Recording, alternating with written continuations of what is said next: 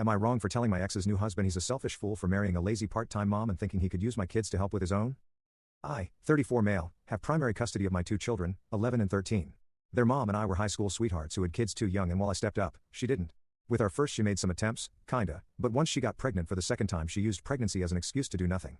She didn't have a high-risk pregnancy, wasn't in pain, and never expressed actual concerns for her or the baby's health and safety.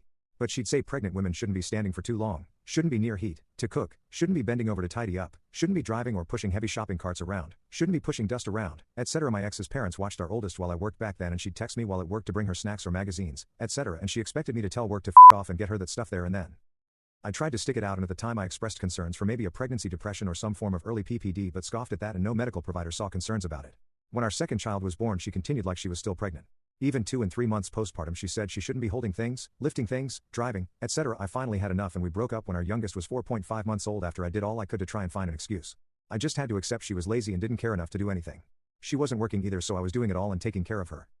I filed for custody of our kids and won very quickly because she showed up in court unprepared and only fought against it half-heartedly without retaining a lawyer for the custody case. She couldn't answer a single question about either of our children. Because she did request 50-50, they did a fitness check on her and she failed.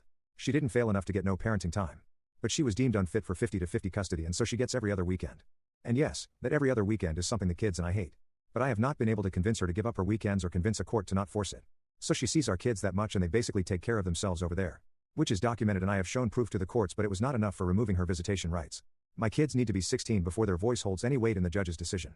Any younger and the judge will not listen to what the kids want. Anyway, my ex has been remarried for I'm not sure how long. But within the last year. Her husband has 2, or maybe 3, because there could be twins in there, very young children, younger than 4, and he expected my kids to be around more and to help. I'm sure he expected more from my ex as well. But the kids said from the time they met him, which is when he moved in, he's been asking for them to babysit and bond and help with childcare stuff. They refuse to help and they ignore him and ignore the very young children. But he even started asking for their help when they're with me. When my kids showed me messages he had sent, I called him from my phone and I told him to leave my kids alone. He told me the kids have younger siblings, and I stopped him and said neither my ex or myself had more kids, so they don't have younger siblings. They have each other. He told me he married their mom, which makes his kids their siblings. He said older kids are meant to help with younger ones and he isn't supposed to be doing all of this alone. This is when I told him that he was a selfish fool and pointed out he married my ex, a lazy part-time parent who doesn't even deserve the title of parent because of how little she does, and spectacularly selfish for thinking my children existed to help him raise his kids.